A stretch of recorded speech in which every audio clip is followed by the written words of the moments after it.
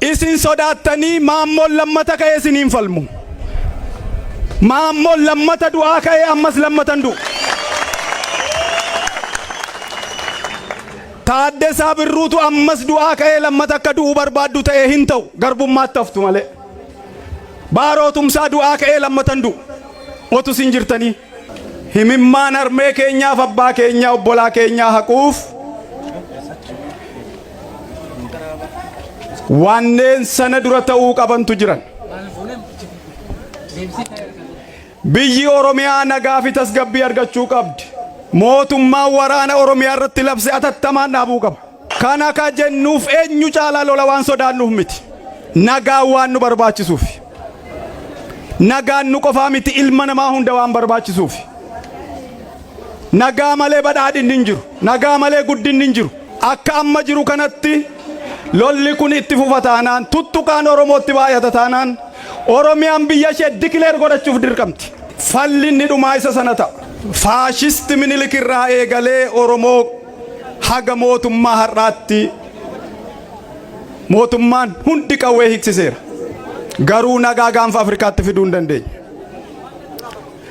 Furmaanni nagaa argamsiisuu gaanfa Afrikaa Oromoo dhugaa isaatti deebisuudha. Hanga dhugaan uummata kanaa bakka itti deebi'utti uummata kana qofaatuun nagaa dhaba otun ta'in sabaa fi sablammiin Itoophiyaa keessa jiran dabalatee biyyooti gaanfa Afrikaa nagaan argatan. Nagaa fi dhugaan halkan tokkoof illee adda baatee buluu hin dandeessu. Jagnummaa isa karaa nagaas isa karaa biraas sodaa ittiin qabnu. Addi bilisummaa Oromoo amantaa kamiifuu hin loogu. Amantaa hunda kabaja. Hini kunuunsa ni qananiisa. Hini eega. Maqaa amantaatiin lafa Oromoo saamuun dhaabbachuu qaba. Amantaa ilmaan Oromoo hiyyeessa qotee bulaa lafarraa dhiibee dhiiga boosisu amantaadha jedheen fudhannu nuti. Waaqayyo ilmaan Oromoo boosisus hin beeknu. Rabbi ilmaan Oromoo boosisus quban qabnu. Amantaadha jennees hin fudhannu. Amantaa akka Qees Oniismoos faa godhan mana yaalaa mana barnootaa ijoollee guddisuu hojjetan hundumayyuu han Islaamaa han Kiristaanaa han waaqeffataa kanaan dhala san bira jiraate addi bilisummaa Oromoo hini kunuunsaa hini eegaa hini guddisaa hini kabajaa amantaa kamirra goree isa tokko irratti hin loogu. Lafa Oromiyaa Oromoota harkaa qaba. Oromoon gosaaf qooda. Gosti balbalaaf qooda. Balballi dheedhaaf qooda. Ilmaan Oromoo lafa Oromoo irratti qotanii nyaatanii guddatanii badhaadhuu malee abbaan ta'e tokko lafa koo irratti mirga qaba jedhee lafa Oromoo gurguruu mirga hin qabu. Kan irratti baratanii wal horan malee kan akka carqiitti ciranii gurguranii kan abbaan feete suuqiidhaaf bittee fidde otun ta'in lafee abbaa keenyaatu itti cabee lafa kana baase. Dhugaa lafti mirgii fi gumaan hin dulloomtu. Bara baraa haaraadha. Jabaadhaa. Yoo jabaattanii hin saalfatamtu. Oromoon waa sadii qabaachuu qaba. Jaallatamuu, saalfatamuu, yoo dhibde immoo sodaatamuu qaba. Kaayyoon adda bilisummaa Oromoo bilisummaadha. Addi bilisummaa Oromoo immoo kaayaa Oromoo hundaati. Hiree addunyaa kanaatu kan laafaan irraa badu, ka jabaan irra jiraatu ta'e. Yoo laaftanii ni baddu, yoo jabaattanii ni jiraattu. Warri laaffate qeesaanii irra xiyyaara lolaatu marsa. Taankiitu irra oofama. Haadha warraa isaaniitu ciniinsuu irratti jeeqama. Ijoollee isaaniitu mana barnootaatii baqata. Argaa waan Ameerikaan faa Sooriyaa gochaa jiran. Ijoolleen Ameerikaa garuu taankii arganii hin beekan. Xiyyaarri lolaa irra marsee hin beeku. argaa warri Ameerikaaf Awurooppaa waan isaan Liibiyaa godhan. Yoo jabaattan hin jiraattu, yoo laaftan hin baddu, kanan shakkina. Lafti amma irra jirru lafa warra tuulamaati. Warri tuulamaa garuu amma lafa kanarra hin jiran. Jaallannes jibbines waan laafneef lafa nurraa fudhatan.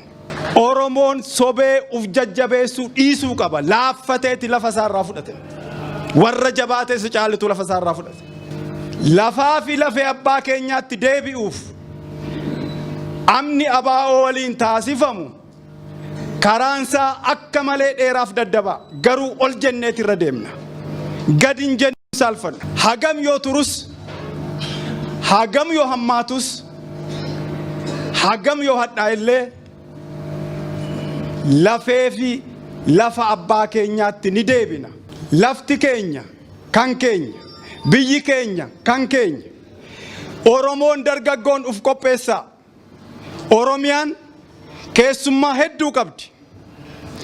Keessummaan ishee kun akka Oromoon jedhetti qofa bulti. Finfinnee dabalatee keessummaa hedduutu nurra jira. Keessummaa hin dadhabnu, hin jibbinu. Gola keenya dabarsinee garuu hin kenninu. Filmaata sadiitu jira. Inni tokko akka Oromoon jedhetti buluu. Inni lama guddifachaadhaan Oromoo ta'uu. Inni sadaffaan biyya isaa gadhiisu. Ba'aan addi bilisummaa Oromoo baate ulfaataadha. Oromoon tuulamaa, Oromoon lafa asii irraa buqqa'e. Ba'aa ulfaataa lafee cabsu qofaa kee hin dandeessu. Oromoo sakaanitti iyyadhu, himadhu, lafa keetti deebi'i, qe'ee keetti deebi'i. Badhaadhinnis, saayinsiinis, teknooloojiinis hundinuu lafa irratti warra keenya lafa malee homtuu hin jiru. Lafa hin qabnu yoo ta'e homaa hin qabnu. Lafa keenyatti deebi'uu qabna. Keessummaan akka nuti jennatti buluu qabdi. Yookaan guddifachaadhaan dhufuu qabdi. Ani nama waraanaati beektu. Garuu lolaa fi du'a baay'een sodaadha. Irra caalaa garuu salphinan sodaadha. Falmii gama hundaatiin amma karaa nagaarra jirra. Amma falmii karaa nagaarra jirra. Falmii karaa nagaatiin lafa keenyatti deebinaa. Han akka Oromootti nagaa jaallatu hin jiru. Han akka Oromootti lola sodaatu hin jiru. Lola caalaa garuu salphina sodaannaa, salphina jibbinaa. Galatooma. Faashisti Teediroos kan ilmaan raayyaa harkaaf harma mure. Mootummaan Abiy rifeensa isaa qabeenya Oromoo guddaatti kaffalee biyya Ingilizii biyya kanatti deebise.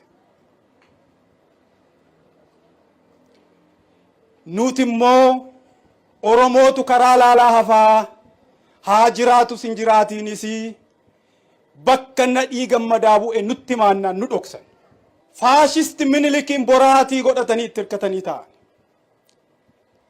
Haayile Sillaasee sodaata gaafa biyyi diinaan weeraramtu kabaqatee biyya Ingilizii dhokate. Gaafa garasuu dhukiifaa asumatti Xaaliyaanii lolan. Gaafa kabbadaa Buzunesh faa lolan. Gaafa Raas Masfin Silashii Jaarraa asumatti lolan. Jaagamaa Keelloo faa lolan. Haayile Sillaaseen ni baqate moo hin baqanne? Isa boraatii godhatan. Sodaataa faarfatanii, faashistii faarfatan. Obbolaan keenya musliimaa eessatti salaatu? Masgiidatti. Warri kiristaanaa eessatti kadhatu? Cherchiitti. Maali sababaan tumaan caffee tuulamaa bakki jallatee mana dhugaatii machooftuun keessaa sirbitu giyoon bakkaa kaasuu sodaachuuf jecha bakkitti irreechi irreeffatamu bakkaa maqe bakka biraatti maaliif irreeffanna? Obbolaan keenya musliimaa masgiidatti salaatu, kiristaanoo cherchiitti kadhata. Mana dhugaatii machaan keessaa sirbaa bulu giyooniin bakkaa kaasuu moo tumaa caffee tuulamaa bakkaa kaasuutu salphata? Tumaan caffee tuulamaa